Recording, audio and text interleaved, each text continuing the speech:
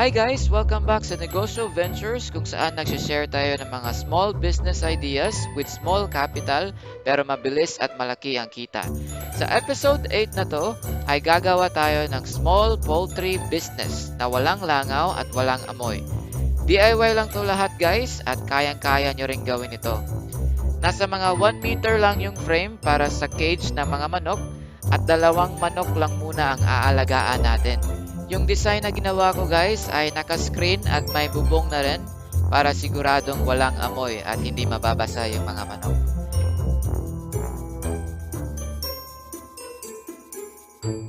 Ito pala yung cage nila. DIY lang to guys. Pero meron din kayang mabibili dito online. Either sa Shopee o sa Lazada o kaya sa Facebook Marketplace. Tawag dito ay layer cage. At ginawa ko guys, nagukaya ko ng mga 2 feet. Dito yung nahuhulog yung mga ipot nila para siguradong walang amoy.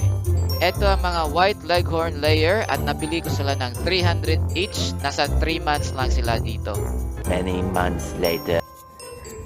After na mga 4 months o 16 weeks, ay nagsisimula sila mangitlog. Ito pala yung tubigan nila. Naka-connect lang to sa 3/4 inch na PVC pipe at naka-nipple waterer na to.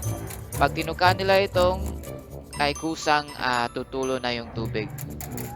Nabibili lang ito online at nasa 20 pesos lang yung isa. Dito naman nahuhulog yung mga itlog nila at kusang gumugulong kasi naka-angle o naka-tilt.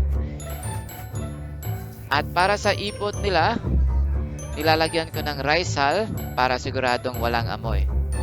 Naka-screen na rin ito para walang langaw at walang lamok na makapasok.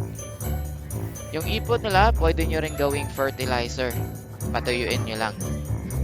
Sa pagkain naman nila, 110 grams per manok o nasa 1/2 cup per day per manok. Pag nasa 14 weeks na sila, dapat pakainin nyo na ng layer crumble para pampaitlog na manok. Di gaya ng bata pa sila, chick booster lang o chick starter yung pinapakain. Pag nasa 14 weeks o ready na sila mangitlog, ay transition nyo na sa layer feeds.